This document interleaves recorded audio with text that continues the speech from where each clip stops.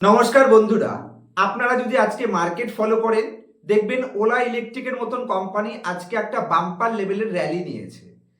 এর কারণ হচ্ছে দিল্লি সরকারের নতুন ইভি পলিসি, যার মাধ্যমে সরকার বলছে 2028-এর পরে নতুন কোনো পেট্রোল টু হুইলার গাড়ি রেজিস্ট্রেশন করা যাবে না বা নতুন পেট্রোল গাড়ি বিক্রি হওয়া বন্ধ হয়ে যাবে দিল্লিতে। এবং 2027-এর পরে নতুন করে কোনো থ্রি হুইলার যেগুলো পেট্রোল অথবা ডিজেলে চলছে সেগুলো রেজিস্ট্রেশন করা যাবে না। মানে 2027 অথবা 28-এর পরে টু হুইলার এবং থ্রি হুইলার পেট্রোল বা ডিজেল গাড়ি দিল্লিতে সম্পূর্ণরূপে ব্যান করে দেওয়া হবে বা নতুন গাড়ি রেজিস্ট্রেশন হবে না, নতুন গাড়ি বিক্রি হবে না। আর এই পলিসিটার জন্য ওলা ইলেকট্রিকের মতন কোম্পানি আজকে বাম্পার লেভেল রকেট র্যালি নিয়েছে। তো এই পলিসি হিসেবে কি কি রিফর্ম করা হয়েছে এবং এই পলিসি হিসেবে কোন কোন সেক্টরের কোন কোন কোম্পানি নিয়ার ফিউচারে এই পলিসির বেস্ট বেনিফিট পেতে পারে, কারণ আজকে যখন দিল্লিতে এটা লঞ্চ হয়েছে তার মানে নিয়ার ফিউচারে ইন্ডিয়ার সমস্ত স্টেটগুলো এটাকে ধীরে ধীরে ফলো করবে বা টোটাল ইন্ডিয়াতে এই নিউজটাই কিন্তু এফেক্ট করবে বা এই বিজনেস মডেলই নিয়ার ফিউচারে আমাদের ফোকাস করতে হবে।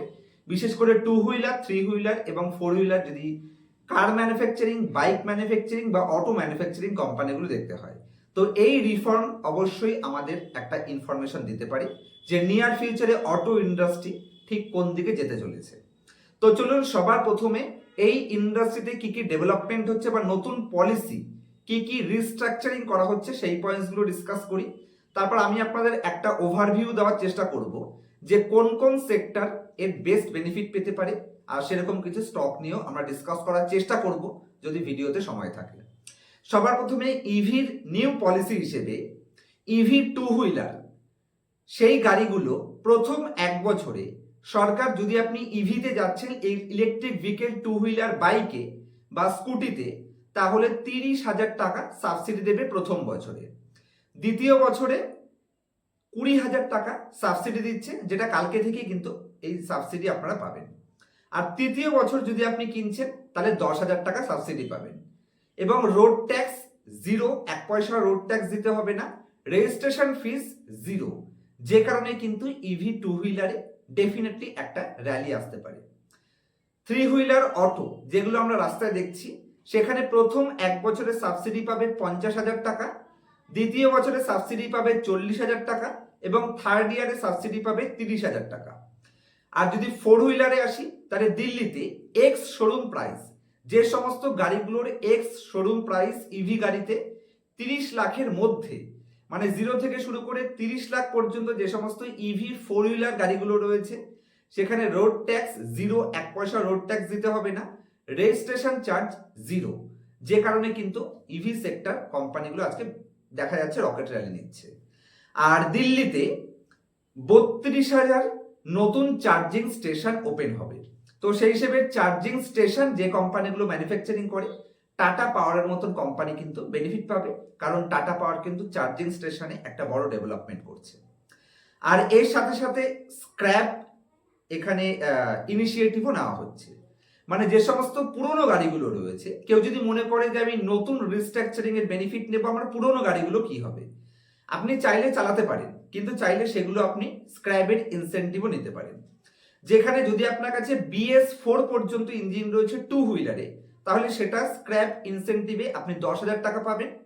থ্রি হুইলার ইনসেন্টিভ পাবেন আপনি BS4 ইঞ্জিন হলে 25,000 টাকা পর্যন্ত। ফোর হুইলার BS4 ইঞ্জিন পর্যন্ত আপনারা 1 লাখ টাকা পর্যন্ত স্ক্র্যাপের ভ্যালু পাবেন বা স্ক্র্যাপ ইনসেন্টিভ পেয়ে যাবেন। আর 1 জানুয়ারি 2027-এর পর থেকে দিল্লিতে নতুন করে কোনো থ্রি হুইলার রেজিস্ট্রেশন, যে সমস্ত গাড়িগুলো পেট্রোল অথবা ডিজেলে চলবে, থ্রি হুইলার মানে অটো ধরতে পারে বা ছোটা হাতি, থ্রি হুইলারে কিছু ছোটা হাতিও রয়েছে, সেই টাইপের গাড়িগুলো নতুন রেজিস্ট্রেশন হবে না। তার মানে নতুন করে পেট্রোল ডিজেল থ্রি হুইলার গাড়ি বিক্রি হওয়া বন্ধ হয়ে যাবে। কবে থেকে? 1 জানুয়ারি 2027। আর 1 এপ্রিল 2000 পর থেকে 2028, 1 এপ্রিল 2028 থেকে টু হুইলার রেজিস্ট্রেশন বন্ধ হয়ে যাবে। মানে নতুন করে যদি আপনি টু হুইলার কিনতে চাইছেন, পেট্রোল টু হুইলার আপনি পাবেন না দিল্লিতে। তার মানে ক্লিয়ার সাইন যে দিল্লি সরকার ইভি অ্যাডাপশনের উপর যথেষ্ট পরিমাণে জোর দিচ্ছে। তো সেই হিসেবে যে সমস্ত গাড়ি ম্যানুফ্যাকচারিং কোম্পানিগুলো 2 হুইলার 3 হুইলার এবং 4 হুইলার ইলেকট্রিক ভেহিকেলের উপর ফোকাস করছে সেই কোম্পানি আমাদের দেখা উচিত। তবে আজকে ওলা ইলেকট্রিক যেভাবে র্যালি নিয়েছে, ওলার মতন কোম্পানি কিন্তু আমরা কোনো মতেই দেখবো না। হ্যাঁ, ওলা অবশ্য যদি ওভারঅল গাড়ি বিক্রি হয় তাহলে 2 হুইলারে ওলার গাড়ি কিছু বিক্রি হবে, কিন্তু বুঝতে হবে যে কোম্পানিটা লাস্ট 2-3 বছর ধরে কন্টিনিউ তাদের মার্কেট শেয়ার লুজ করছে, সেই টাইপের কোম্পানিগুলো থেকে কিন্তু ফোকাস করা যাবে না। শর্ট টার্মে র্যালি নিলেও এই সমস্ত কোম্পানি ফিউচারে কিন্তু প্রবলেমেটিক হতে পারে। তো কোন কোন ইন্ডাস্ট্রি বেনিফিট পাবে? সবার প্রথমে লিথিয়াম আয়ন যে সমস্ত ইন্ডাস্ট্রিগুলো রয়েছে সেই টোটাল ভ্যালু চেনটাই কিন্তু বেনিফিট পাবে, যার মধ্যে অমরা রাজের মতন কোম্পানি এরা ব্যাটারি নিয়ে কিন্তু বিশাল বড়সড় কাজ করছে, গিগা করিডোর ওপেন করছে। তো ফিউচারে যদি সমস্ত দিল্লি ইভিতে চলে যায় তাহলে ব্যাটারি ম্যানুফ্যাকচারিং কোম্পানিগুলো বেনিফিট পাবে। সেকেন্ড, যে সমস্ত কোম্পানিগুলো ডাইরেক্টলি 2 হুইলার 3 হুইলার এবং 4 হুইলার ইভি লঞ্চিং এর উপর ফোকাস করছে সে কোম্পানিগুলো বেনিফিট পাবে। তবে অবশ্যই যে কোম্পানির মার্কেট শেয়ার ইনক্রিজ হচ্ছে, যে কোম্পানি ইনক্রিমেন্টাল ভ্যালু পাবে, যে কোম্পানিগুলোর কাছে কম্পিটিটিভ অ্যাডভান্টেজ রয়েছে, যাদের বিজনেস মডেল গ্রোথ পজিশনে রয়েছে, সেই সমস্ত কোম্পানিগুলোই ফোকাস করতে হবে। আর এই সম্পূর্ণ ইভি রিস্ট্রাকচারিং এর জন্য ইভি তো আপনাকে রোজ চার্জ করতে হবে, যে কারণে যে কোম্পানিগুলো চার্জিং ইনফ্রাস্ট্রাকচার ডেভেলপমেন্ট করছে সেই কোম্পানিগুলোর উপরও ফোকাস রাখা যায়। কোন ধরনের কোম্পানি ডাইরেক্টলি অথবা প্রক্সি প্লেয়ার হিসেবে আমরা এই ইন্ডাস্ট্রি ইউজ করতে পারি, আজকে পলিসি অ্যানাউন্স হয়েছে, তার মানে আজকেই এগুলো ডিসকাস করতে এমন কোনো জরুরি নেই। আমি ধীরে ধীরে একটু সময় দিন, কোন সেক্টরগুলো প্রক্সি প্লেয়ার হিসেবে বেস্ট হতে পারে, কোন কোম্পানিগুলো ডাইরেক্ট বেনিফিট পেতে পারে, ডাইরেক্টে বেশি অপরচুনিটি রয়েছে নাকি প্রক্সিতে বেশি অপরচুনিটি রয়েছে, লিথিয়াম আয়ন ব্যাটারি কোম্পানিগুলো ধরবো নাকি যে সমস্ত কোম্পানিগুলো নিজেরা ব্যাটারি ডেভেলপমেন্ট করছে তাদের ফোকাস করব, একটু অ্যানালাইসিস করে তারপর একটা পারফেক্ট ভিডিও আমি আপনার জন্য ডিটেল অ্যানালাইসিস প্রেজেন্ট করব এই সপ্তাহের শেষের মধ্যে। তো অবশ্যই সেটা যদি ভিডিও চাইছেন আপনারা কমেন্ট সেকশনে জানাবেন যে আপনাদের ভিডিওটা চাই অথবা না চাই। কমেন্টস যদি ভালো আসে তাহলে আমি চেষ্টা করব ডাইরেক্ট অথবা ইনডাইরেক্ট ইভির বেনিফিট বা এই পলিসির বেনিফিট যে সমস্ত কোম্পানিগুলো পাবে, আমার ফেভারিট কিছু কোম্পানি, মানে যে কোম্পানিগুলো আমার মত অনুযায়ী যারা ফান্ডামেন্টালি সাউন্ড, তাদের বিজনেসের স্কোপ রয়েছে এবং এই অ্যাডাপশনের সব থেকে গ্রোথে বা এই র্যালিতে যারা সব থেকে এগিয়ে থাকতে পারে কম্পিটিটিভ অ্যাডভান্টেজের দিক থেকে, সেরকম কোম্পানি আমি আপনার সাথে ডিসকাস করে দেওয়ার চেষ্টা করব, 3টে বা 5টা কোম্পানি। তবে ভালো করে বুঝতে হবে যেটা আজকে দিল্লিতে প্লে হয়েছে সেটা ধীরে ধীরে কিন্তু ওভারঅল ইন্ডিয়াতেই প্লে হবে, যে কারণে অবশ্যই এই টোটাল ফোকাসটাকে আমাকে একটু লম্বা রাখতে হবে, কারণ ওভারঅল ইন্ডিয়াতে কিন্তু আস্তে আস্তে এটা প্যান ইন্ডিয়াতে ছড়িয়ে যাবে। তো সেই হিসেবে ইভির উপর অবশ্যই ফোকাস রাখা উচিত, 2 হুইলার 3 হুইলার বা 4 হুইলার সমস্ত সেগমেন্টে। আর যদি কোনো কোশ্চেন থাকে বা কোনো ডাউট থাকে আপনারা কমেন্ট সেকশনে জানাবেন। নেক্সট ভিডিও আপনারা কোন টপিকের উপর চাইছেন সেটাও আমাকে কমেন্ট সেকশনে জানাতে পারেন।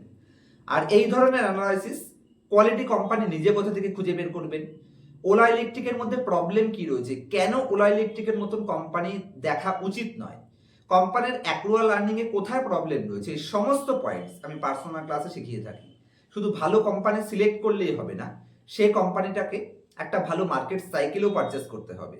তো মার্কেট সাইকেল থেকে শুরু করে কোম্পানির ভ্যালুয়েশন, কোম্পানির ডাটা চুরি, নিজে কোথা থেকে কোম্পানি খুঁজে বের করবেন, কোম্পানির ব্যালেন্স শিট কিভাবে পড়তে হয়, এই সমস্ত পয়েন্ট যদি আপনি ইনডেপথ শিখতে চাইছেন, এবং ক্লাসের পরে প্রত্যেকটা স্টুডেন্টের জন্য লাইফ টাইম সাপোর্ট থাকছে এবং লাইভ মার্কেটেও আপনার ডিসিশন মেকিংয়ে আমার গ্রুপ আপনাকে যথেষ্ট পরিমাণে হেল্প করবে।